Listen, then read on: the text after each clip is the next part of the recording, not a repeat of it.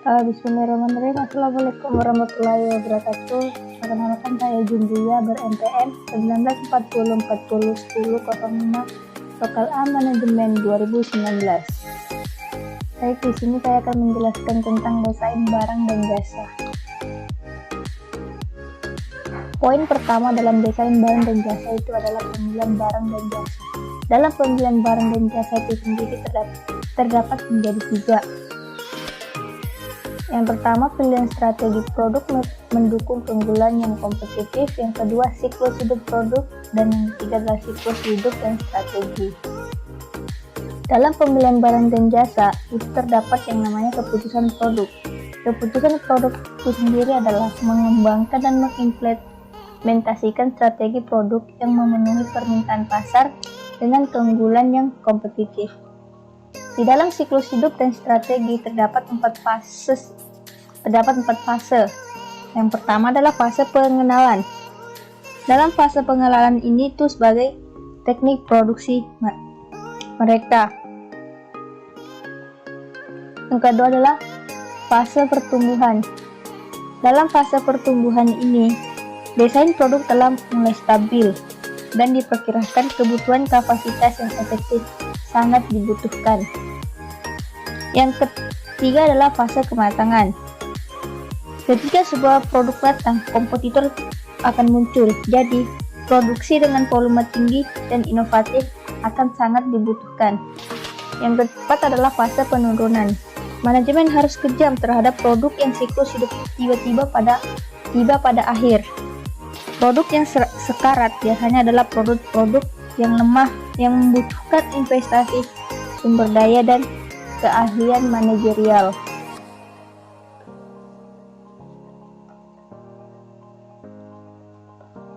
Yang kedua adalah menciptakan produk baru. Dalam menciptakan produk baru, terdapat poin yang yaitu adalah pemilihan, definisi, dan desain produksi dilakukan secara terus-menerus. Perubahan peluang produk itu sendiri, volume produk, dan bauran produk dapat meningkatkan sesuai dengan pemahaman pelanggan, perubahan ekonomis, perubahan sosiologi dan demografis, perubahan teknologi, perubahan politik atau hukum, praktik pasar, standar profesional, pemasok atau distributor.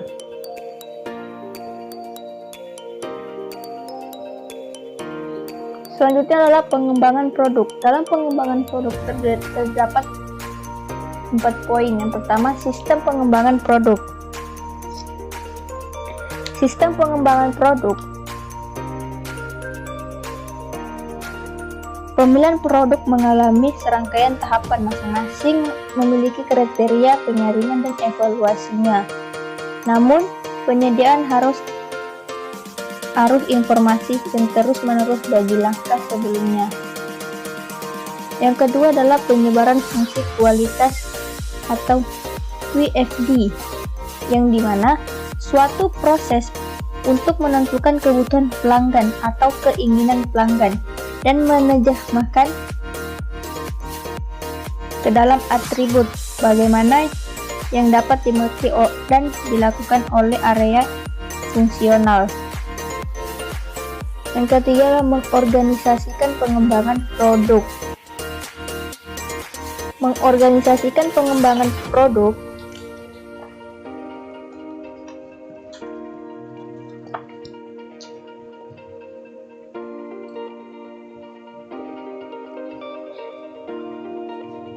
itu terbagi menjadi dua, yaitu tim pengembangan produk yang dimana dibebani kewajiban untuk bergerak dari permintaan pasar akan sebuah produk untuk melakukan sebuah kesuksesan produk. Yang kedua adalah perekayasaan konkuren, yang yaitu adalah penggunaan tim lintas fungsi dalam pendesain produk dan produksi manufaktur. Yang terakhir adalah manufakturabilitas dan perekayasaan nilai, yaitu di mana nilai memutuskan perhatian dan perbaikan desain dan spesifikasi pada tahap penelitian, pengembangan, desain, dan praproduksi dari pengembangan produk tersebut. Selanjutnya adalah peluncuran desain produk. Dalam peluncuran desain produk, itu terdapat beberapa poin. Yang pertama, desain yang baik. Desain yang baik itu sebuah desain yang dapat diproduksi sesuai permintaan, bahkan dalam kondisi yang tidak menguntungkan dalam proses berproduksi. Yang kedua, desain modular. Desain modular sebuah desain di mana bagian-bagian atau komponen sebuah produk dibagi menjadi modul-modul yang dapat dipertukarkan atau diganti dengan mudah. Selanjutnya adalah desain berbantu komputer dan manufakturing berbantu komputer. Desain berbantu komputer atau CAD itu penggunaan komputer yang interaktif untuk mengembangkan dan mendokumentasikan sebuah produk. Manufakturing berbantu komputer itu penggunaan teknologi informasi untuk mengendalikan sebuah mesin. Selanjutnya adalah teknologi realitas virtual, yang dimana teknologi realitas virtual ini bentuk visual dari komunikasi di mana gambar menggantikan benda real, namun tetap memungkinkan penggunaan untuk merespon secara interaktif. Selanjutnya adalah analisis nilai, di mana suatu tinjauan atau produk sukses yang memberikan andil selama proses produksi. Poin yang terakhir adalah berkelanjutan dan penilaian siklus hidup. Keberlanjutan dan penilaian siklus hidup yaitu di mana ada dua cara untuk melakukannya. Keberlanjutan itu berarti memenuhi kebutuhan saat ini tanpa mengorbankan kemanapun generasi selanjutnya. Pemenuhan kebutuhan mereka.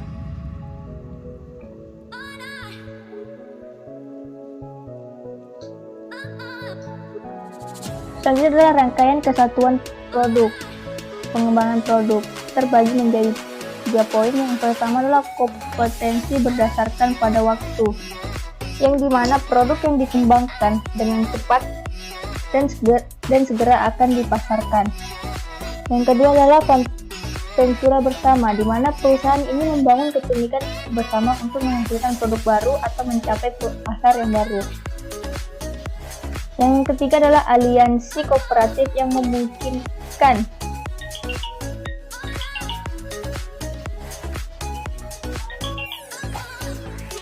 aliansi, di mana kesempatan kooperatif yang memungkinkan perusahaan untuk tetap independen namun mengajar strategi yang konsisten dengan misi individual mereka.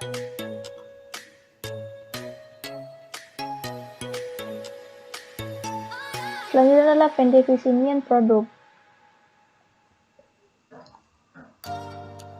Terdapat menjadi 4 poin. Yang pertama adalah gambaran perekayasaan, yang dimana sebuah gambar yang menunjukkan dimensi, toleransi, material, dan hasil akhir sebuah komponen. Yang kedua adalah tagihan material BOM, yang dimana sebuah daftar komponen, deskripsi, dan jumlah masing-masing yang dibutuhkan untuk membuat satu unit produk. Yang ketiga adalah keputusan buat atau beli, yang dimana pilihan antara memproduksi suatu komponen atau jasa dan membeli dari sebuah eksternal.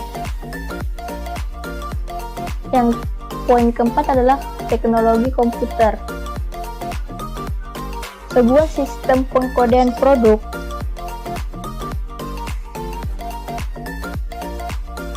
dan komponen yang merinci ukuran, bentuk, dan tipe proses memungkinkan pengelompokan produk-produk yang serupa.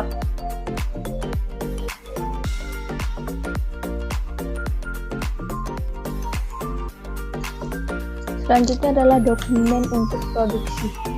Terdapat 7 poin. Poin yang pertama adalah gambaran peraktikan. yang dimana adalah gambaran jelas suatu produk. Yang kedua adalah grafik perakitan, dimana adalah suatu grafik yang dimaksudkan untuk mengidentifikasi bagaimana komponen mengalir ke dalam subrakitan dan produk akhir. Poin yang ketiga adalah lembaran rute, di mana semua daftar operasi yang dibutuhkan untuk memproduksi suatu komponen dengan material yang terspesifikasi dalam tagihan material. Poin keempat adalah petunjuk kerja, yang dimana ada instruksi untuk membuat sejumlah item tertentu yang dimintanya. Yang kelima adalah pemberitahuan perubahan perekayasaan, yaitu adalah koreksi atau modifikasi suatu gambar perekayasaan atau tagihan berbentuk material. Yang keenam adalah manajemen konfigurasi, yang dimana adalah suatu sistem di mana rencana dan perubahan komponen suatu produk diidentifikasikan dengan akurat. Yang terakhir adalah manajemen siklus hidup produk, yang dimana adalah program perangkat lunak yang mengikat banyak fase desain dan manufaktur produk.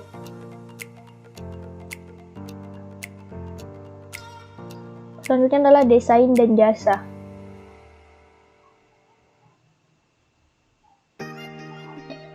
Dalam desain dan jasa terdapat 4 poin. Yang poin pertama adalah analisis jaringan rantai proses, yang dimana adalah suatu cara mendesain proses untuk mengoptimalkan interaksi antara perusahaan dan pelanggannya.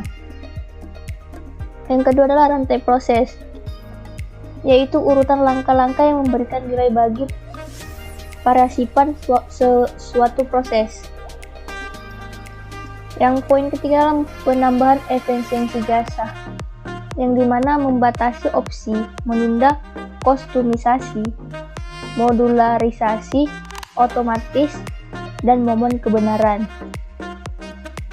Yang keempat adalah dokumen untuk jasa, yang dimana dokumen untuk memindahkan produk ke produksi seringkali membentuk instruksi pekerjaan atas naskah yang eksplisit. Poin selanjutnya adalah penerapan pohon keputusan untuk desain produk. Untuk membuat pohon keputusan terdapat 3 poin.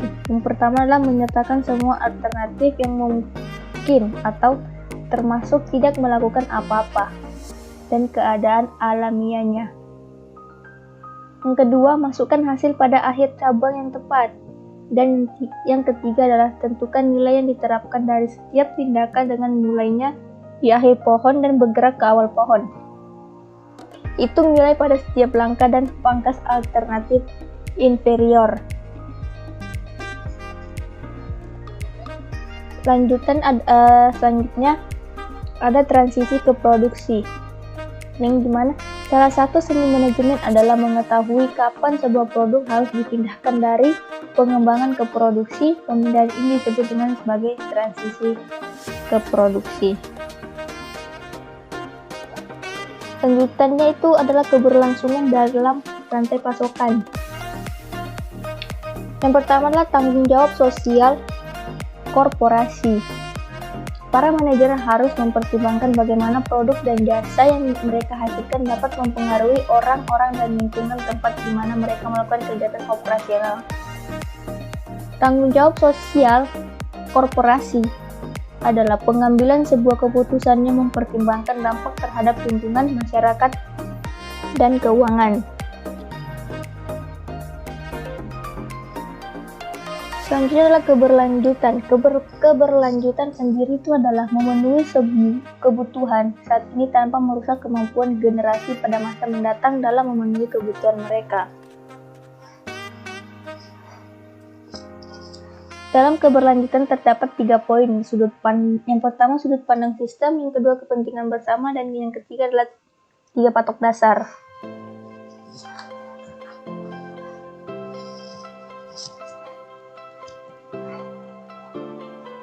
Selain keberlanjutan, ada juga emisi karbon, yang dimana suatu ukuran total emisi GHG yang disebabkan secara langsung dan tidak langsung oleh organisasi, produk, peristiwa, atau orang.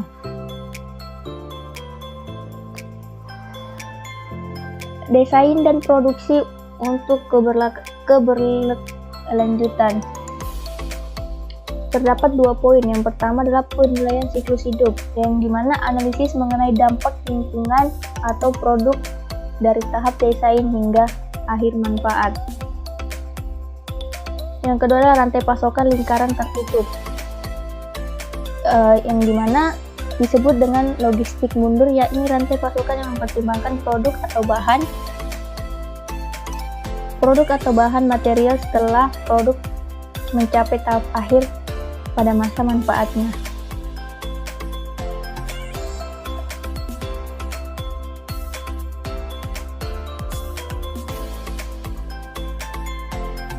Dan yang terakhir adalah regulasi dan standar industri. Untuk membimbing keputusan desain produk, hukum dan regulasi Amerika Serikat seringkali memberikan regulasi secara eksplisit. Aktivitas manufacturing dan perakitan yang dipandu oleh OSHA, EPA, dan banyak lembaga negara bagian lokal. Terdapat juga agensi di Amerika Serikat yang mengatur mengenai bongkar pasang dan pembuangan produk-produk yang berbahaya. Kumpulan panduan dari International Organization of Standardization yang pengembangan yang berkelanjutan. Sekian dari saya. Assalamualaikum warahmatullahi wabarakatuh.